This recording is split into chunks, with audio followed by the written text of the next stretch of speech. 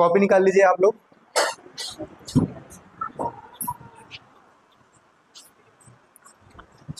ठीक है, आज हम करने जा रहे हैं सेकंड चैप्टर, और चैप्टर का नाम है 3 महाद्वीपों में फैला हुआ साम्राज्य।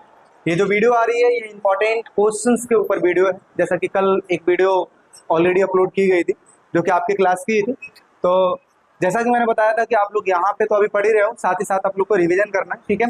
और ये साथ ही साथ जो वीडियो भी बन रही है और आपके ऑफलाइन क्लासेस भी हो रही है, तो दोनों ही बेनिफिशियल है, ताकि जो यहाँ पे जो चीज़ें हो रही हैं, ठीक है, अगर मान लेते हैं कि इसको कल की डेट में अगर आपको रिवाइज करना है तो आपके पास सेकंड ऑप्शन रहेगा। क्या ऑप्शन रहेगा कि आप लोग यूट्यूब पे जाकर विकास स्टडी पॉइंट सर्च करेंगे एंड देन वहाँ पे स्टडी करेंगे, ठीक है। और इससे ये भी है कि जो ऑफलाइन की क्लासेज है वो ऑनलाइन में भी चीज़ें समझ में आएंगी, ठीक है।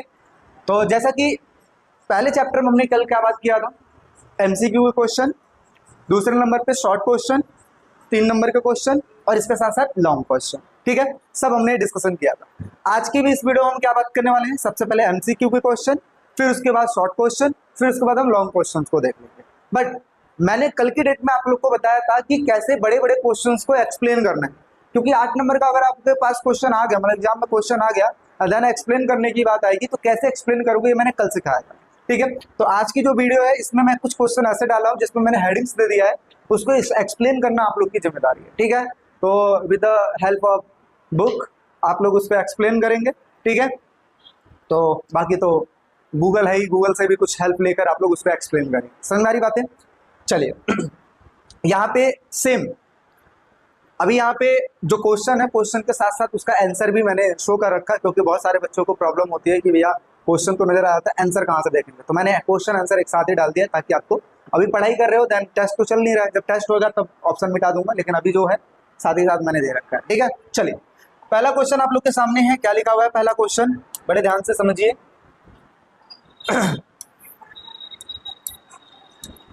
पहला क्वेश्चन आप लोग के सामने, रोमन साम्राज्य में लेखन सामग्री के लिए निम्न में से किसका बहुतायत से प्रयोग होता था।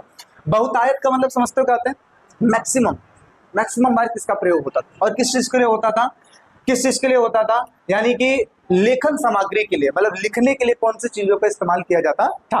तो सबसे पहले ऑप्शन आपका दिया हुआ है कागज, दूसरे नंबर पे पेपायरस पत्र, तीसरे नंबर पे धातु की पट्टिकाएं, चौथे नंबर पे मिट्टी की पट्टिकाएं। तो आपको समझना ये है कि मिट्टी की पट्टिकाएं जो है, मिट्टी की पट्टिकाएं ये कहाँ यूज होती थी, ये मेसोपोटामिया में यूज होती थी। लेकिन समय धीरे धीरे बदलता चला गया, जब समय बदलता चला गया तो नील नदी के किनारे, ठीक है, एक पेड़ होता था जिसके थ्रू ये ना उसको लेके आते थे एंड देन उसको प्रोसेस में करके ये पेपायरस पत्र तैयार करते थे, ठीक है। पेपायरस पत्र तैयार करते थे तो ये पेपायरस पत्र पर लिखा करते थे, ठीक है। तो पहले क्वेश्चन का ऑप्शन क्या हो जाएगा, पेपायरस पत्र। सेम ऐसे ही कंफ्यूजन आपके उसमें भी देगा। अब यहाँ पे भी एक बात समझना, कागज का भी ऑप्शन दिया है, पेपायरस पत्र का भी ऑप्शन दिया हुआ है, लेकिन पेपायरस पत्र कागज से क्या होता है, डिफरेंट होता है। पेपायरस पत्र कागज से क्या होता है, डिफरेंट होता है, ठीक है। चलिए अगला क्या लिखा है कि उत्तर में रोमन साम्राज्य की सीमा का निर्धारण निम्न में से कौन सी नदी करती है। तो कल भी क्वेश्चन का आंसर मैंने बताया था कि जब भी मेसोपोटामिया की बात आए तो 2 नदियां, कौन कौन सी, दजला और फरात। और जब भी रोमन साम्राज्य की बात आएगी तो 2 नदियां, वो भी उत्तर में बहती है, कौन कौन सी, है ना, डैन्यूब और राइन और डैन्यूब, ठीक है। तो ये हो जाएगा इसमें आपका पहला और दूसरा दोनों ही आंसर हो जाएगा, और इसका ऑप्शन आपका डी में दिया हुआ है, तो क और ख दोनों हो जाएगा। समझ में आ रही बातें। तो इस तरीके से आप करके पढ़ेंगे ताकि चीजें भूले नहीं। 18 तारीख को आपका पेपर है ना। चलिए आगे बात करते हैं, प्रिंसिपेट की स्थापना किसने की थी। प्रिंसिपेट की स्थापना किसने की थी, तो किसने की थी, आगस्टस ने। कहा जाता है कि आगस्टस ने जिस साम्राज्य की स्थापना की थी उसका उन्होंने नाम रखा था प्रिंसिपेट, ठीक है। तो इस वजह से यहाँ पे सी ऑप्शन हो जाएगा, आगस्टस। शांति काल के रूप में किस शासक का काल याद रखा जाता है, तो आगस्टस का काल। आगस्टस जो था बहुत ही अच्छा शासक रहा है, ठीक है। इसने ही रोमन साम्राज्य में गणतंत्र की स्थापना की है और उसके बाद अपना राजपाट चलाया है, तो इसके काल को शांति का भी काल कहा जाता है। इस वजह से यहाँ पे option A is right answer, ठीक है, आगस्टस हो जाएगा। कोई दिक्कत है इनमें नहीं। चलिए नेक्स्ट बात कर लेते हैं। अगला क्वेश्चन आपके सामने, रोमन साम्राज्य में अर्थव्यवस्था के लिए मुख्य व्यापारिक मुद्दे क्या थे, मतलब मुख्य व्यापारिक चीजें क्या क्या थी। तो सबसे पहले लिखा है गेहूं, अगला लिखा है कि अंगूरी शराब, उसके बाद लिखा है जैतून का तेल। तो देखिए कहीं ना कहीं इन दोनों का जिक्र आपको बहुत जगह देखने को मिल जाता है, ठीक है। तो जब दोनों का जिक्र आपको देखने को मिल जाता है तो 2 तो ऑप्शन कहीं दिया नहीं हुआ है, दिया तो तीनों का ही है, तो या तो तीनों होगा या तो इनमें से कोई नहीं होगा। तो यहाँ पे तीनों ही ज्यादा प्रेफर रहेगा, ठीक है, क्योंकि इनमें से कोई तो आ ही नहीं सकता। क्योंकि जैतून का तेल याद करो, ड्रेसल 20 हम कहते थे, कंटेनरों में, जिस कंटेनर में उसकी ढुलाई होती थी, ड्रेसल 20, एम्फोरा, याद है ना, वो सारा चीजें। तो इस वजह से यहाँ पे क्या हो जाएगा, option D is right answer. अच्छा, कई बार एक क्वेश्चन और आ जाता है, और आया है पिछले साल या पिछले साल की बात करते हैं। इसमें ये क्वेश्चन आया था कि आपको ये दे देगा और देने के बाद आपसे पूछेगा कि ये क्या है, ठीक है। वास्तुकला के देखिए किस तरीके से वास्तुकला का परिचय दिया है, आपको देखने से लग रहा हो कि टूटा हुआ है, इस तरीके से चीजें हैं, है ना। देखो किस तरीके से बनाया गया और उस समय में बनाया गया।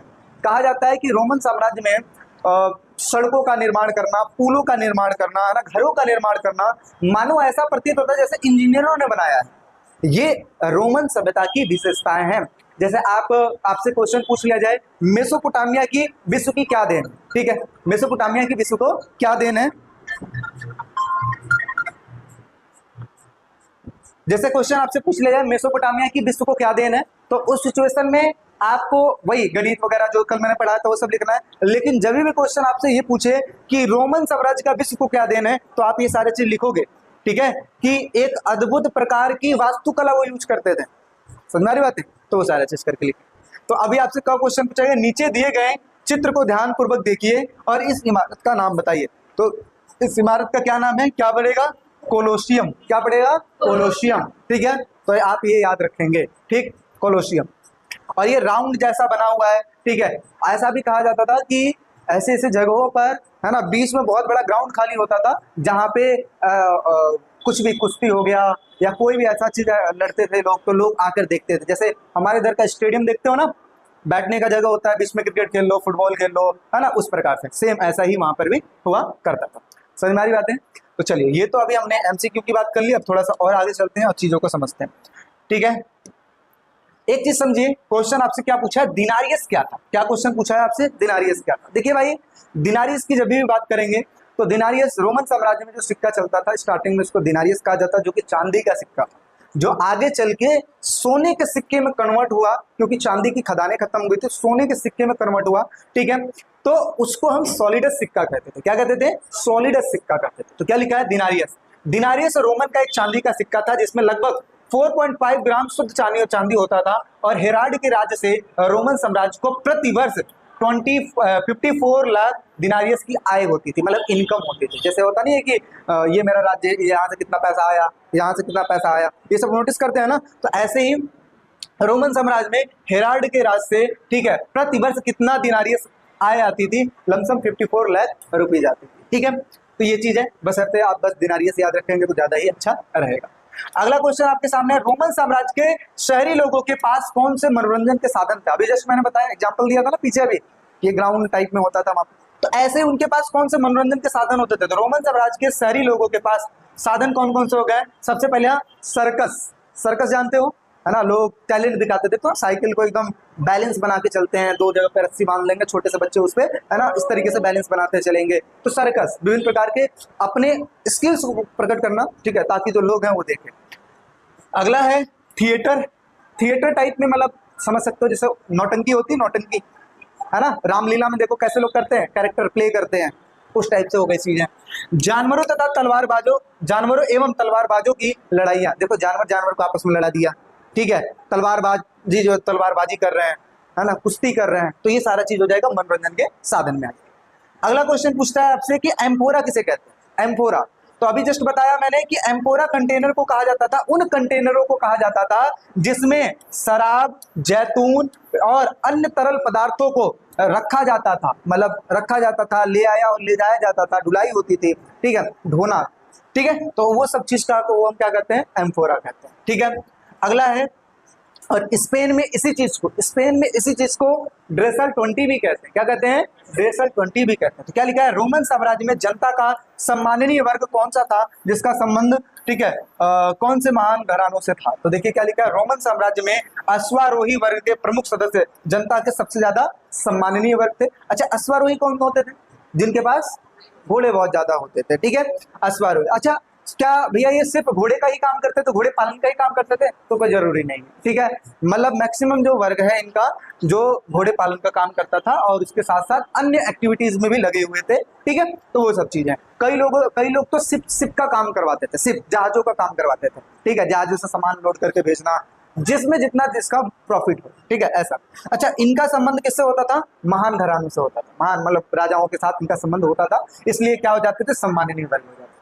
तो अब जैसे मान लो, आप ऐसा भी समझ सकते हो कि आपके ही गली में कोई ऐसा बंदा हो जिसका रिलेशन हो मुख्यमंत्री के साथ, तो आप क्या कहोगे? आप उसको इज्जत दोगे कि नहीं दोगे? भाई कल की डेट में जरूरत पड़ जाए तो आप क्या करोगे? उससे बोल सकोगे, हेल्प मंगवा सकोगे, इस प्रकार की चीजें करोगे। तो सेम वैसे ही ऐसा भी, ठीक है। इनका संबंध किससे होता था? महान घरानों से होता था। चलिए नेक्स्ट बात करते हैं, और आपके सामने है क्या है? दास जानबूझकर ऋण अनुबंधों को क्यों स्वीकार कर लेते थे, ठीक है। अब आपसे क्वेश्चन ये पूछा है कि दास जो थे, हमने ये पढ़ा था रोमन साम्राज्य में दासों की संख्या बहुत ज्यादा थी, लमसम 75 लाख में 30 लाख तो दास थे। अच्छा, एक क्वेश्चन ये भी आता है कि आखिर कई दास जानबूझकर दास क्यों बन जाते थे? कई दास जानबूझकर दास क्यों बन जाते थे, ये क्वेश्चन आता है। तो आप क्या लिखोगे इसका आंसर? कई दास जानबूझकर दास इसलिए बन जाते थे क्योंकि उनको अपने जीवन को चलाने के लिए जो जरूरी सामान है ना, वो भी उपलब्ध नहीं कर पाते थे। तो क्या सोचते थे? चलो दास बन जाओगे तो कम से कम खाने को तो मिलेगा, इसके साथ साथ जो भी एक्टिविटी, जो भी कपड़े वपड़े, जो भी चीज मुझे चाहिए वो भी तो मिलेगा। समझ में आ रही बात है?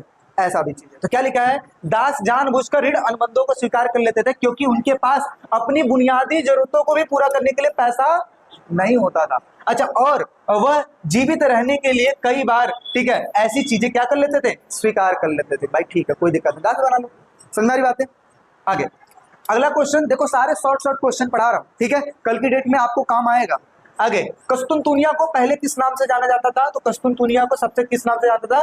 बाजेंटीन नाम से जाना था, बाजेंटीन, ठीक है, बजेंटीन करके लिखा, तो इस नाम से जाना जाता था। अगला है, रोमोत्तर राज्य किसे कहा जाता था? तो 540 के दशक में जर्मन मूल के समूहों ने पश्चिमी रोमन साम्राज्य के बड़े बड़े प्रांतों पर अपना अधिकार कर लिया था, ठीक है।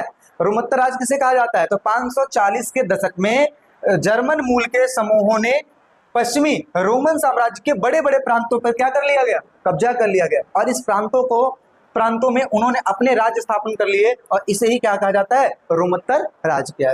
अब यहाँ पे कुछ चीजें नोटिस करने वाली बात है। क्या है? एक डेट नोटिस कर लेना, 540 के दशक में किसने कब्जा किया था? जर्मन मूल के समूहों ने कब्जा किया था। किस पे कब्जा किया था? रोमन साम्राज्य के बड़े बड़े प्रांतों पे कब्जा कर लिया था, और इसी चीज को क्या कहा जाता है? रोमोत्तर राज्य कहा जाता है। समझ में आ रही बात? रोमोत्तर राज्य।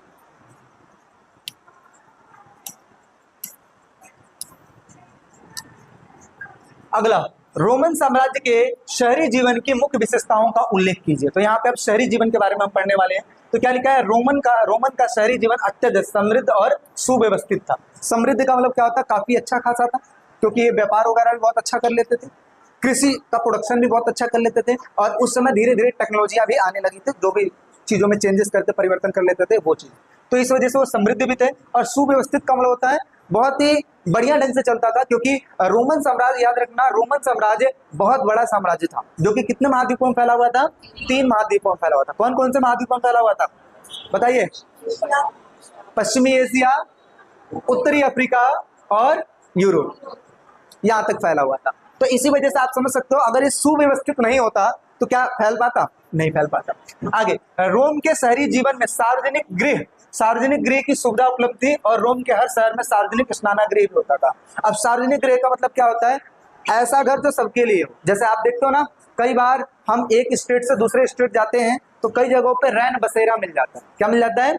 रैन बसेरा क्या होता है? आज जैसे हम रैन बसेरे का नाम लेते हैं, वैसे दिमाग में आ जाता है वो लोग जो मेट्रो के नीचे, वो लोग जो ऐसे ऐसे सड़कों के आसपास होते हैं, उनको कहा जाता है। उनको रैन बसेरा नहीं कहते हैं। रैन बसेरा उनके लिए बनाया गया था, जो भी ऐसे लोग किसी दूसरे शहर से किसी दूसरे शहर में जाते हैं, और जिनको होटल नहीं मिला या फिर ऐसा चीज नहीं मिला, उनको सुविधाएं देने के लिए रैन बसेरा बनाया गया था, ठीक है। तो आज भी कई ऐसे जगह है, कई ऐसे शहर है जहाँ पे, है ना, लोग स्टूडेंट जब इधर से उधर जाते हैं तो रैन बसेरा में बहुत ही अच्छा सुविधा मिल जाता है, खाने पीने से रिलेटेड और सोने से भी रिलेटेड अच्छी सुविधाएं मिल जाती है, ठीक है। तो ऐसी चीजें, तो ऐसे ही रोमन साम्राज्य में जगह जगह पे सार्वजनिक गृह भी बनाया गया था, घर भी बनाए गए थे, और स्नान गृह भी बनाया गया था, नहाने धोने के लिए भी अरेंजमेंट किया जाता है, ठीक है। चलिए आगे। रोम के लोगों का रहन सहन भी उच्च स्तर का होता था और उनके पास पर्याप्त मनोरंजन के साधन भी उपलब्ध होते थे। अभी बताया जस्ट मनोरंजन के साधन देखते हो ना, मैंने बताया 2-4 सर्कस हो गया है ना, कुश्ती हो गया, तलवारबाजी हो गया, ये सारी चीज मैंने बताया था, तो वो चीज हो जाएगा। ठीक है, तो रोमन साम्राज्य के शहरी जीवन की मुख्य विशेषताएं समझ में आ गई। नेक्स्ट बढ़ते हैं, अगला क्या लिखा है, रोमन साम्राज्य के तीसरी शताब्दी के संकट की बात कीजिए कि मतलब तीसरी शताब्दी का क्या संकट रहा, क्योंकि आपको ये बात पता है कि रोमन साम्राज्य, ठीक है, दो चीजों में डिवाइड था, एक पूर्ववर्ती काल, एक परवर्ती काल। तो पूर्ववर्ती काल क्या है, तीसरी शताब्दी से पहले का जो काल है सब पूर्ववर्ती आ जाता है, और परवर्ती क्या हो जाता है, तीसरी शताब्दी के बाद का जो काल है उसको हम परवर्ती कहते हैं। और रोमन साम्राज्य में याद रखना, रोमन साम्राज्य में ये जो अपना तीसरी शताब्दी के बाद का जो दशक रहा है उस समय बहुत ही ज्यादा त्रासदीपूर्ण रहा है, क्योंकि बहुत ज्यादा बीमारियां भी फैल गई थी। ठीक है, फ्लैग जैसी बीमारी फैल जाती थी, तो बहुत ज्यादा फैली हुई थी। ठीक है, इसी वजह से रोमन साम्राज्य का और ज्यादा नुकसान हुआ था। ठीक, और इसके साथ साथ रोमन साम्राज्य जो स्टार्टिंग में बहुत तरक्की कर रहा था, आगे चल के क्या हो जाता है, उसको है ना नुकसान होने लगता है और धीरे धीरे रोमन साम्राज्य टूट जाता है और इसे पतन की ओर चला जाता है। तो एक क्वेश्चन ये भी आता है कि रोमन साम्राज्य का पतन किन कारणों से हुआ था, ये भी हम आगे पढ़ेंगे। ठीक है, तो क्या लिखा है, रोमन साम्राज्य के तीसरी शताब्दी के संकट की व्याख्या कीजिए। तो क्या लिखा है, ईरान के, ये सारे वर्ड याद रखना, बहुत ही शॉर्ट में मैंने रखा है, याद करवाया, मतलब लिखा हुआ है तो याद भी करना है। ईरान के ससानी वंश के शासकों ने रोमन साम्राज्य पर क्या किया, बार बार आक्रमण किया, और इसकी वजह से क्या हुआ, रोमन साम्राज्य धीरे धीरे टूटने लगा। अच्छा, दूसरा कारण क्या रहा है कि जिसकी वजह से रोमन साम्राज्य का पतन हुआ, दूसरा कारण ये रहा है कि रोमन साम्राज्य 3 महाद्वीपों में फैला हुआ था, और आने वाले समय में जितने भी राजा हुए वो समझ जाओ 47 वर्षों में लगभग 25 राजा सत्तासीन हुए थे। आते थे जाते थे, कोई 2 साल, कोई 3 साल, कोई 1 साल, कोई इस प्रकार से। तो आप समझो किसी भी राज्य का जो राजा अगर है ना मजबूत नहीं रहता है, बार बार चेंज होता रहता है, तो क्या हो जाएगा, वो जो राज्य है बहुत ज्यादा कमजोर हो जाएगा। ठीक है, तो ये भी एक कारण रहा है रोमन साम्राज्य के पतन का। तो क्या लिखा है, पहला है ईरान के ससानी वंश के शासकों ने रोमन साम्राज्य पर क्या किया, बार बार आक्रमण किया। दूसरा, जर्मन मूल की जनजाति जैसे हो गया फ्रैंक हो गया, ठीक है, एलम नाई हो गया और गोत हो गया, ने रोमन साम्राज्य के विभिन्न प्रांतों पर क्या कर लिया, कब्जा कर लिया। साथ ही साथ 47 वर्षों में लगभग 25 सम्राट जो थे ना वो सत्तासीन हुए। सत्तासीन का मतलब क्या हुआ, राजा बनते थे फिर राजा के पास से हटते थे। आप देखिए, अगर ऐसा आप रिलेट कर सकते हैं, जैसे जिस देश में सरकार कितने साल के लिए चुनी जाती है, 5 साल के लिए। अब मान लेते हैं सरकार 5 साल के लिए चुनी गई और हर 1 साल में बार बार चेंज हो रही है, तो क्या देश मजबूत है, नहीं ना। इसका मतलब यही है कि लीडरशिप यहाँ का कमजोर है, ऐसा होगा। तो ऐसा ही सेम, जब रोमन साम्राज्य में राजा का जब चुनाव होता था तो या तो राजा को मार देते थे या फिर दूसरे नंबर पे क्या होता था, वो खुद ही सत्ता छोड़ता था। ठीक है, तो बार बार सत्तासीन होते चले गए। अगला लिखा है कि साम्राज्य बेहद तनाव की स्थिति में था, बेहद तनाव की स्थिति में था। जब बार बार ऐसी चीजें होंगी तो तनाव तो बढ़ ही जाएगा। तनाव का मतलब क्या होता है, एक प्रकार की टेंशन। ठीक है, तो इस प्रकार से कुछ चीजें हुई, ये हालांकि देखो 3 नंबर में आता है, तो इस प्रकार की चीजें हुई जिसकी वजह से रोमन साम्राज्य की स्थिति खराब हो गई। ठीक है, इसके साथ साथ भोग विलास में बंधे थे राजा जो हो गए या सेनाएं जो हो गए भोग विलास में। कैसे भोग विलास में, रोमन साम्राज्य बहुत बड़ा था तो इनके पास सेनाएं भी बहुत अच्छी खासी थी। ठीक है, और इसके अलावा वेतन भोगी सेना थी। इसके साथ साथ आगे चल के जब ये कहीं लड़ाई करते थे, लड़ाई करने के बाद जब लूट का माल लाते थे, ठीक है, उसके बाद आपस में बांट लेते थे। जब बांटते थे जनता खुश हो जाती थी, उसके बाद क्या होगा, भोग विलास में चले जाते थे। भोग विलास की वजह से क्या हुआ, धीरे धीरे कहते हैं जिस देश की सेना अगर एक्टिव रहे वो देश बहुत ऊपर जाएगा, और जिस देश की सेना जो है एक्टिव नहीं रहती है, ठीक है, शिथिल हो जाती है, वो देश धीरे धीरे पतन की ओर बढ़ता चला गया। सेम वैसा ही हुआ किसके साथ, रोमन साम्राज्य के साथ। समझ में आ रही बात है। तो टोटल मिलाकर कि इनके पास लीडरशिप की कमी हो गई थी उस समय। अगला देखिए, अब बहुत ही अच्छा क्वेश्चन आपके सामने और कई बार पूछता है। क्या लिखा है कि रोमन साम्राज्य के दासों की स्थिति और महत्व का अवलोकन कीजिए। दासों की स्थिति के बारे में पूछा, तो क्या लिखा है, रोमन कानून के तहत दासों को संपत्ति माना जाता था। क्या माना जाता था, संपत्ति का एक हिस्सा माना जाता था या संपत्ति ही मानी जाती थी। कैसे, जैसे मान लेते हैं सपोज करो ये मेरा डिजिटल बोर्ड है, ठीक है, ये डिजिटल बोर्ड है तो मैं इसको अपनी संपत्ति कहता हूं। क्यों, क्योंकि मैंने इसको कमाया है, ऐसा कह सकते हैं, मैंने इसको क्या किया, कमाया है।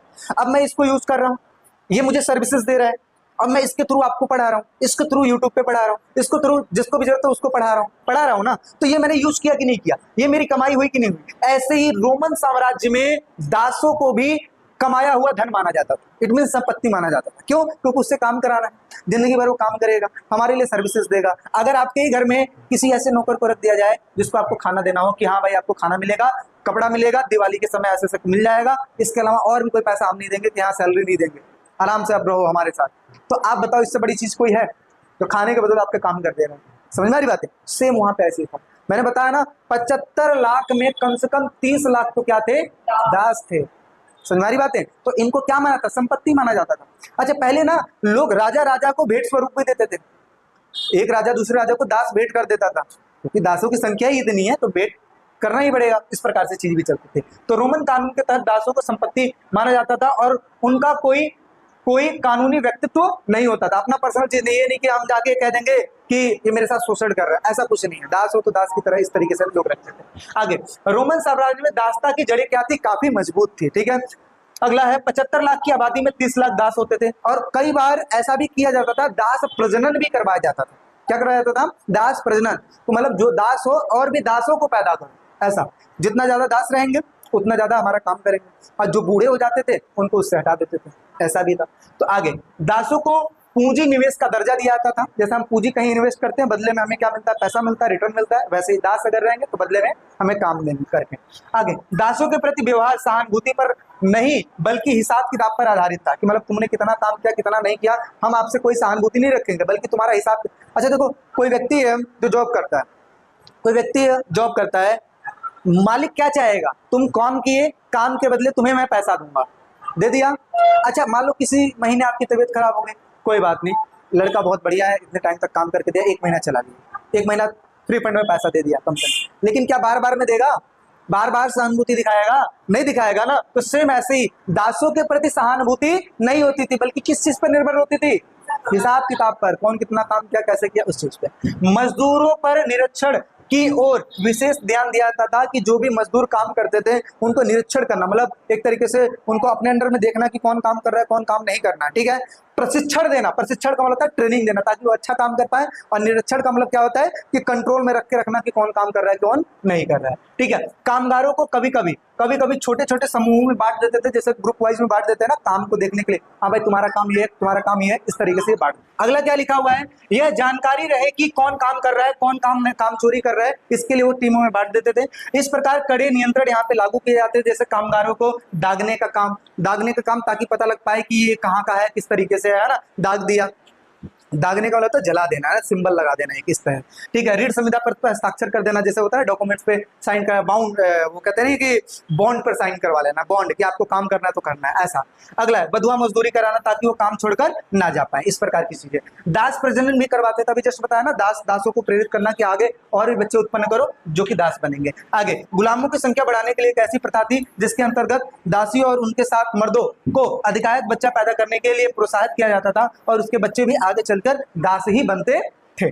ठीक है, समझ में आ रही बातें? चलिए भाई अगले क्वेश्चन की ओर चलते हैं। सारे क्वेश्चंस को ऑलमोस्ट मैंने रखा है ताकि आपको अच्छा लगे। ठीक है, और अच्छा क्या लगे, आपको चैप्टर के बारे में और इन्फॉर्मेशन मिल पाए, एंड देन जब पेपर में आए तो उस चीज को आप लिख पाओ। आगे क्या लिखा है कि सम्राट डायोक्लिशियन ने रोमन साम्राज्य में कौन कौन से परिवर्तन किए। ठीक है, तो देखिए सम्राट डायोक्लिशियन ने रोमन साम्राज्य, यानी कि अपना ये जो अगस्टस के बाद जो राजा महाराजा आए थे उनकी बात हो रही है। तो सम्राट डायोक्लिशियन ने रोमन साम्राज्य में अनेक परिवर्तन किए। सबसे पहले साम्राज्य को उन्होंने क्या कर दिया? छोटा कर दिया। साम्राज्य को क्या कर दिया? छोटा क्यों कर दिया भाई? जितना कंट्रोल कर सकते हो उतना कर लो, क्योंकि कई बार बड़ा साम्राज्य रखने से आप कंट्रोल तो कर लोगे लेकिन कल की डेट में आप उसको संभाल नहीं पाओगे। तो इन्होंने क्या किया? छोटा साम्राज्य कर दिया। दूसरे नंबर पर सीमाओं पर किले बनवा दिए। किले बनवाने का मतलब क्या हुआ? किले बन जाएंगे तो कल की डेट में कोई राजा आक्रमण नहीं कर सकता। ठीक है, किले बन जाएंगे तो सेफ्टी बना रहेगा।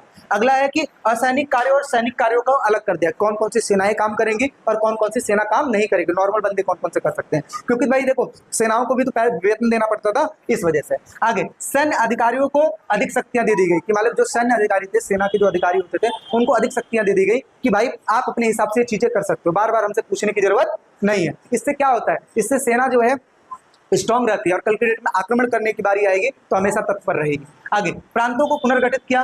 जो जो उनके स्ट्रॉन्ग प्रांत थे जहां से उनको इनकम होता था या जहां पे उनका कंट्रोल ज्यादा होता था, ठीक है, उनको क्या किया? पुनर्गठित करने का काम किया, यानी कि जो भी उनकी कमियां हुई थी उसको दूर किया और दोबारा से उनको स्थापित करने का काम किया। आगे साम्राज्यों को 2 भागों में विभक्त कर दिया गया, एक पूर्व रोमन साम्राज्य में और एक पश्चिम रोमन साम्राज्य में। 2 हिस्सों में डिवाइड कर दिया ताकि मेंटेन करके चीजों को चलाया जा सके, है ना, अलग अलग करके चीजों को चलाया जा सके। जैसे आप देखते हो हमारे देश को, है ना, कई सारे राज्यों में, है ना, वो कर दिया गया है ताकि एक पता लग पाए कि ये राज्य है, इस राज्य में मुख्यमंत्री काम कर रहा है, ये राज्य। सिंपल से कहने का मतलब है कि कामों को डिवाइड कर देना, ठीक है, और इसकी वजह से देश डेवलप करेगा, ठीक है, इसकी वजह से राज्य डेवलप करेंगे। चलिए आगे रोमन साम्राज्य की सामाजिक विशेषताओं की विवेचना की, समाज के बारे में बात होने जा रही है, सामाजिक स्थिति के बारे में। तो क्या लिखा है, रोमन साम्राज्य की सामाजिक विशेषता निम्नलिखित है। सबसे पहला है एकल परिवार का स्वरूप। एकल परिवार उस दिन बताया था, है ना, जिसमें हो गया बच्चे हो गए, माता पिता हो गए, ठीक है, इनको मिला के एकल परिवार बनाया जाता था। परिवारों में दासों को शामिल किया जाता था। महिलाओं को स्वामित्व और संचालन का भी अधिकार दिया जाता था। कई बार ऐसा होता था कि स्त्रियां, पुरुष जो है, अगर मान लो दूर जगह पे चले गए, कहीं और चले गए व्यापार के उद्देश्य से, तो अब इनका व्यापार कौन चलाता था, तो घर में लेडीजें होती थी, वो उस चीज को चला देती थी। तो महिलाओं को स्वामित्व और संचालन का भी अधिकार होता था। महिलाओं को कानूनी स्वतंत्रता भी दी जाती थी। कानूनी स्वतंत्रता इट मींस की मतलब कल की डेट में अगर कोई भी ऐसा चीज, अधिकार की बात की जा रही है मेनली, जैसे मान लो कि संपत्ति को डिवाइड करने की बात आ जाए, हस्बैंड और वाइफ में लड़ाई हो जाए, ठीक है, उस स्थिति में स्त्रियों को भी पैसा मिलता था, प्रॉपर्टी का हिस्सा मिलता था, और पुरुषों को भी मिलता था। इसी को कहते हैं कानूनी अधिकार, ठीक है। आगे तलाक देना बहुत आसान होता था, कि तलाक दे दिया, तलाक देना बहुत ज्यादा आसान होता था। विवाह परिवार द्वारा एवं विवाह की आयु निश्चित कर दी जाती थी, कि एक तो सबसे पहले परिवार के द्वारा किया जाएगा, दूसरे नंबर पे विवाह की जो आयु होती है वो निश्चित कर दी जाती थी, ठीक है। काम चलाओ, वहां पे साक्षरता थी, पढ़ाई लिखाई उतनी ज्यादा अच्छी नहीं थी।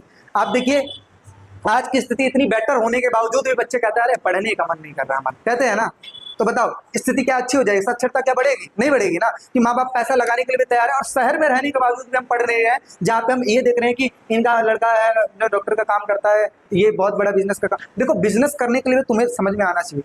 मेन देखो पढ़ाई का मतलब ये नहीं होता है कि तुम पढ़ लिए तो उसी डायरेक्शन में जाओ, ऐसा कुछ नहीं है। पढ़ाई का मेन मतलब होता है आपके अपने दिमाग का कितना डेवलपमेंट हो रहा है, किस तरीके से आप नजरिया बदल रहे हो, किस तरीके से आप देख रहे हो, किस तरीके से आपको समझ में आ रहा है, अपना भी भरण पोषण कर रहे हो, किस तरीके से दूसरों का भी कर रहे हो। समझ में आ रही बात, ये होता है पढ़ाई का मतलब, कि आप किस तरीके से चीजों को समझ रहे हो। समझ में आ रही बात, तो वहां पे पढ़ाई जो लिखाई तो क्या थी, साक्षरता काम चला हुआ करते थे। आगे सांस्कृतिक विविधताओं से विद्यमान, वहां पे सांस्कृतिक विभिन्नताएं थी, बहुत सारे देवी देवता थे, बहुत प्रकार की भाषाएं बोलते थे, बहुत प्रकार के कपड़े पहने जाते थे, है ना, जैसे होता नहीं कि बहुत सारा वैरायटी हो जाना, है ना, इस प्रकार की चीजें, अनेक प्रकार की भाषाएं बोली जाती थी। इसके साथ साथ शहरी जीवन वहां पे चलता था, शहरी जीवन की विशेषता भी बताया था पीछे, ठीक है। तो इस प्रकार से वो चीजें थी।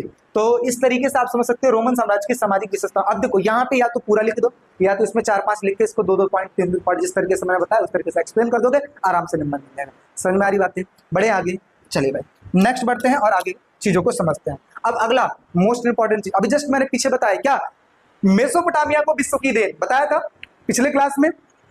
अब रोमन साम्राज्य की विश्व को क्या देन है, तो सबसे पहला रोमन साम्राज्य की विश्व को देन, सबसे पहला साम्राज्य स्थापना। देखिए रोमन साम्राज्य 3 महाद्वीपों में फैला हुआ था, बहुत बड़ा साम्राज्य था तभी तो फैला हुआ था। तो साम्राज्य स्थापना हमने किससे सीखना चाहिए, रोमन साम्राज्य से सीखना चाहिए। आप देखिए ये आगस्टस राजा किस तरीके से उसने, है ना, किस तरीके से साम्राज्य को संभाल के रखा, उसके काल को शांति का काल समझाता है, उसके काल को बहुत ही अच्छा समय माना जाता है, सारी जनता खुश भी रहा करती थी, ठीक है। तो साम्राज्यों की स्थापना बहुत अच्छे तरीके से करते थे, साम्राज्य को बढ़ाने का काम करते थे। तो रोमन साम्राज्य से हमें सीखना चाहिए किस तरीके से साम्राज्य को हमें बढ़ाना चाहिए। दूसरे नंबर पे राज्यों पर प्रबंध, राज्य प्रबंधन की शिक्षा, कि किस तरीके से राज्यों को, अब देखो राजा है, राजा रहेगा तो एक ही जगह, कि बार बार इधर जाएगा उधर जाएगा उधर जाएगा उधर जाएगा, रहेगा तो अपने राज्य में।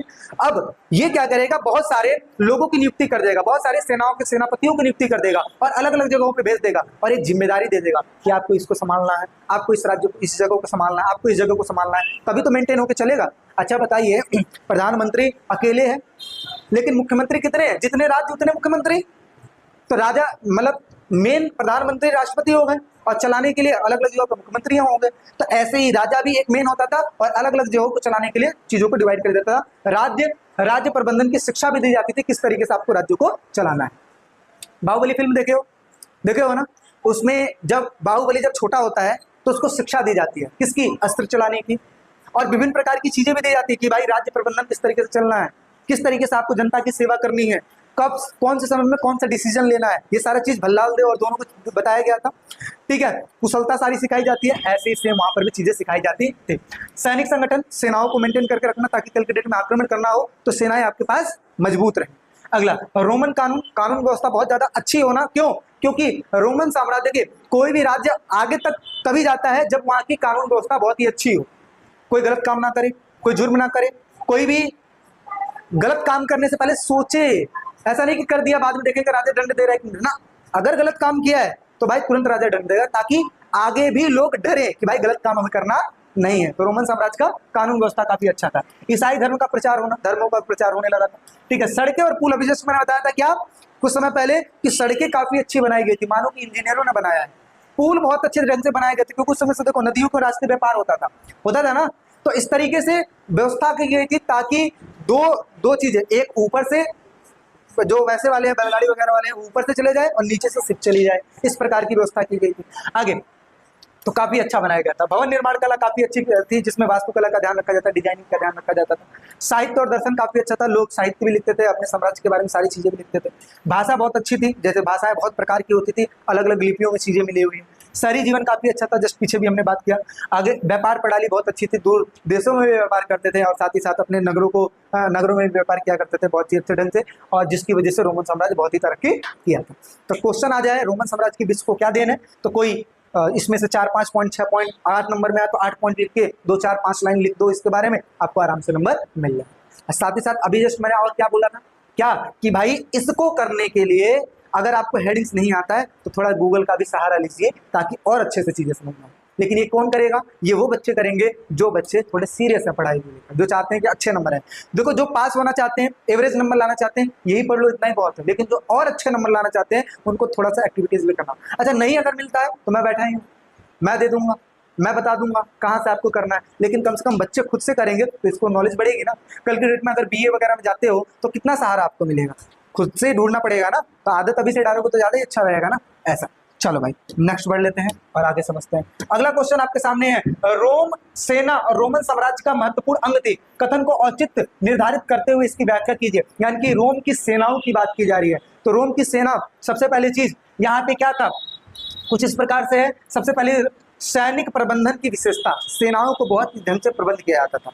वेतन भोगी सेना होती थी, बहुत ही एक्टिव सेना होती थी। जब आक्रमण करना होता था तो सेनापतियों को आदेश दिया जाता था कि सेनाओं को तैयार कीजिए, वो अपना अस्त्र शस्त्र लेकर एकदम बढ़िया से तैयार किया, अब आक्रमण करना है इधर सीधा कार्रवाई करेंगे, इस प्रकार की भी चीजें होती थी। ठीक है, रोमन साम्राज्य में कुछ ऐसी व्यवस्था कर दी गई थी कि सारे के सारे जो लोग हैं कहीं ना कहीं एक बार जरूर सेना में वो भर्ती होंगे और अपनी सर्विसेज देंगे, तो इस प्रकार की चीजें थी।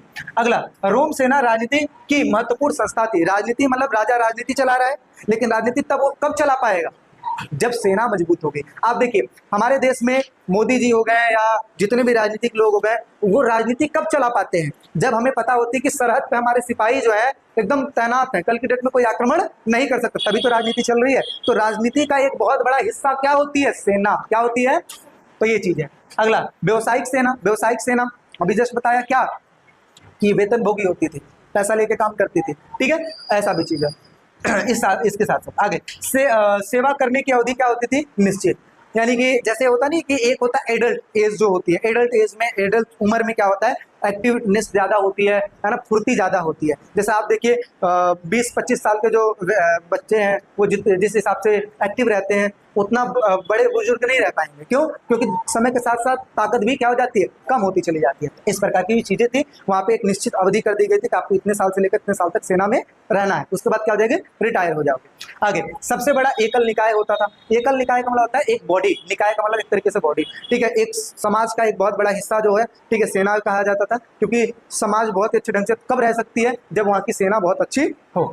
अगला है, सेनेट में सेना का डर होता था। जो सेनेट होते थे उसमें सेना का भी डर होता था कि भाई कल की डेट में सेनेट कोई गलत काम ना करे, क्योंकि सेनाएं है ना उस इसके विद्रोह करने के लिए। तो ये भी चीज है। मतभेद होने पर क्या हो जाता था, गृह युद्ध भी हो जाता था। सेना की ये भी विशेषता थी कि मतभेद होने के गृह युद्ध कर लेते थे, कई बार अपनी सैलरी को बढ़ाने के लिए गृह युद्ध कर लेते थे। ठीक है, आगे आंदोलन और विद्रोह करना भी बताया ना, सैलरी जो है सैलरी को बढ़वाने के लिए विद्रोह कर लेते थे।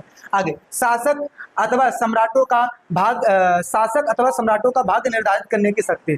कोई भी राजा लंबे समय तक कितने समय तक रहेगा ये डिसाइड कौन करता था, सेना। कैसे, मान लेते हैं ये राजा है और ये राजा है, इस राजा की बहुत सारी सेना है, इस राजा की बहुत सारी सेना है। ठीक है, अगर सेना मजबूत रहेगी तभी तो इसको मारेगी, सेना कमजोर हुई तो राजा को मारने में टाइम लगेगा, ये तो 2 मिनट में खत्म कर देगा। सेम ऐसे ही शासक अथवा सम्राटों का भाग्य कितना ऊपर रहेगा ये कौन डिसाइड करता था, सैनिक डिसाइड करते। क्योंकि सेना अगर मजबूत रहेगी तो जो राजा है वो लंबे समय तक एग्जिस्ट करेगा। ठीक है, ये चीज। आई थिंक एक क्वेश्चन और है, बस ये चैप्टर हो जाएगा। एक क्वेश्चन लास्ट है, क्या लिखा है, रोमन समाज और अर्थव्यवस्था को आधुनिक लक्षण वाले अभिलक्षण कौन कौन से थे वो चीज कीजिए। अब वही है, रोमन साम्राज्य की जो आप समाज के बारे में पढ़े हो, रोमन साम्राज्य की आर्थिक चीजों के बारे में पढ़े हो, वही सारा चीज इसमें लिखना है। तो सबसे पहले क्या है, रोमन साम्राज्य, ठीक है, उच्च वर्ग की कर वसूली। यानी कि यहाँ पे देखा जाए तो कर वसूलते थे, ये जनता से कर वसूलना हो गया, किसानों से कर वसूलना हो गया, व्यापारियों से कर वसूलना हो गया, तो कर वसूली करते थे। कर वसूल करने से क्या होगा, जैसे आज की डेट में आप देखते हो ना, लोगों से कर वसूल करके जो गवर्नमेंट है आपके डेवलपमेंट में लगाती है, उसी प्रकार से यहाँ पर भी चीजें होती थी। दूसरे नंबर पे प्रशासन के कार्यों में सक्रिय सहायता, प्रशासन जो है, जो राजा महाराजा उसके जो कार्य है उसमें सक्रिय सब लोग अच्छे से है ना उसको सपोर्ट करेंगे ताकि राज्य डेवलपमेंट करे। अगला सम्भ्रांत वर्ग, अमीर वर्ग, यहाँ पे अमीर वर्ग भी हुआ करता था उनके समाज में, अमीर वर्ग गरीब वर्ग दोनों थे, और अमीरों से टैक्स ज्यादा वसूलते थे, ठीक है, मतलब जो जितना अमीर उसी के हिसाब से पैसा देता था। एकल परिवार, जो कि हमने ऑलरेडी पढ़ लिया, एकल परिवार यहाँ पे है ना, हाँ, पति पत्नी हो गए, उनके बच्चे हो गए, सब शामिल होते थे। महिलाओं की स्थिति काफी अच्छी थी, अच्छी भी थी। क्यों अच्छी थी, क्योंकि वहाँ पे व्यापारी वर्ग की जो महिलाएं हुआ करती थी, और राजा जब उनके पति नहीं होते थे तो बिजनेस को भी चला लेती थी, कानूनी अधिकार इनको प्राप्त था। सांस्कृतिक विविधता वहाँ पे थी, भाषाएं अलग थी, बहुत प्रकार के देवी देवताओं की पूजा की जाती थी, बहुत प्रकार के कपड़े वगैरह ये सब है ना आप पहने जाते थे। साक्षरता वहाँ पे काम चला होती है, तो आपने पढ़ ही लिया है, ठीक है। शहरी जीवन, ये तो बार बार रिपीट हो रहा है, शहरी जीवन काफी है ना उस तरीके से करके थी, ठीक है। तो ये तो हो गया समाजों के बारे में। आर्थिक अर्थव्यवस्था के बारे में बात करें तो यहाँ की अर्थव्यवस्था काफी अच्छी थी, क्योंकि व्यापार बहुत अच्छा खासा होता था, ठीक है। कंटेनरों का प्रयोग, जैसे एम्फोरा और ड्रेसल 20, ठीक है, तरल पदार्थों की ढुलाई की जाती थी। स्पेन में जो तरल पदार्थों की ढुलाई करते थे उसको ड्रेसल 20 कहा जाता था, ठीक है। निर्यात किया जाता था वस्तुओं को, उत्पादन केंद्रों को स्थापित किया जाता था ताकि है ना इस जगह से व्यापार हो पाए, ठीक है। जल शक्ति का प्रयोग करना, टेक्नोलॉजी में चेंजेस करने लगे और जल शक्ति, वायु शक्ति, इन सब चीजों का प्रयोग करने लगे। औद्योगिक पैमाने पर खानों से खनिज निकालना, देखो ये जो चीजें हैं जैसे कोयला हो गया है ना, और भी जो खनिज है जमीन के अंदर ही तो मिलते हैं, तो खदान उसके लिए बनाएंगे तभी तो निकलेगा आगे। संगठित व्यापार होता था, व्यापार बहुत अच्छे ढंग से चलता था और इनका संगठन कर दिया गया था ताकि है ना जब दूसरे देश से व्यापार हो तो बहुत इजीली हो पाए। बैंकिंग व्यवस्था यानी कि पैसा, देखते हो ना, बैंकिंग व्यवस्था का मतलब क्या होता है कि कर्ज देना और बदले में मुनाफा कमाना, ये काम भी वहाँ पे चला करता था। अगला क्या लिखा है, धन का व्यापक प्रयोग करना। अब इन धनों का वो अच्छे जगह पर प्रयोग करते थे जिसकी वजह से उनका बिजनेस बढ़ता था। आज के रेट में देखो ना, पैसे को इन्वेस्ट किया जाता है ना, उसी प्रकार से पहले भी पैसों को इन्वेस्ट करके ज्यादा प्रॉफिट कमाने की बात होती थी। समझ में आ रही बात? अगला देख लेते हैं। बस यही तक आपका सेकंड चैप्टर था, और थोड़ा सा हटकर आपने चीजों के बारे में पढ़ा है ना, अभी तक जो आपने नोट्स में पढ़ा है उससे थोड़ा सा हटकर चीजों के बारे में पढ़ा है। अब इसको करने के बाद इतनी तो गारंटी है कि कहीं से भी क्वेश्चन आए आप लोग बहुत ही इजीली कर पाओगे। तो 2 चैप्टर मैंने करवा दिया, चैप्टर नंबर 1 और चैप्टर नंबर 2। ऑफलाइन भी है, ऑनलाइन भी है। जिन बच्चों को किसी भी चीज में अगर डाउट आता है देन आपको क्या करना है, आपको यूट्यूब पे जाना है और यहाँ पे आपको देख लेना है। साथ ही साथ अगर आपको इसको नोट्स चाहिए ऑनलाइन वाले बच्चों के लिए बता दूं और आप लोग को भी बता दूं, डिस्क्रिप्शन में मैं लिंक दे दूंगा। और एक काम आप लोग के लिए ईजी और करूंगा, क्या, ये जो मैं हेडिंग्स देके उसको समझा दिया हूँ, कोशिश मेरी ये रहेगी कुछ हेडिंग्स को एक्सप्लेन करके देन वीडियो अपलोड करूंगा, ताकि डिस्क्रिप्शन में आपको जो नोट्स का लिंक मिले उस पर जब आप क्लिक करोगे तो उस हेडिंग्स को एक्सप्लेन किया हुआ मिले, आपको ज्यादा मेहनत करने की जरूरत ना।